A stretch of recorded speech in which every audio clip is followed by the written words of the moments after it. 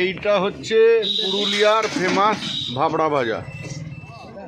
হাড়কাঁপানি ঠান্ডায় পুরুলিয়া বড়াভূম স্টেশনে সকাল সকাল নেমে পড়বার পর জিনিসপত্রগুলো ট্রেন থেকে নামানোর পরেই কিছু কচিকাচাদের দল আমাদেরকে ঘিরে নিল। মনটা খারাপ লাগছিল, প্যাকেট থেকে কিছু ওদেরকে দিতে পারবো না, তাই সকালে টিফিন করবার ছিল, ওদের সকলকে নিয়ে গিয়ে টিফিন করতে গেলাম। এইটা হচ্ছে পুরুলিয়ার ফেমাস ভাবড়া ভাজা।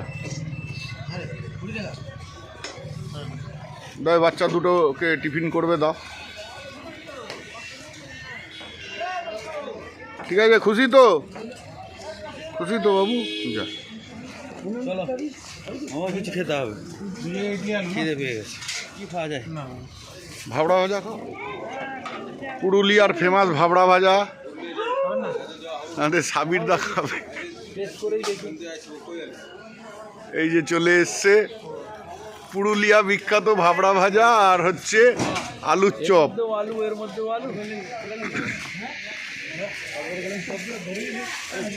কেমন খেতে গো? কেমন খেতে গো দাদা? ভালো, খুব ভালো।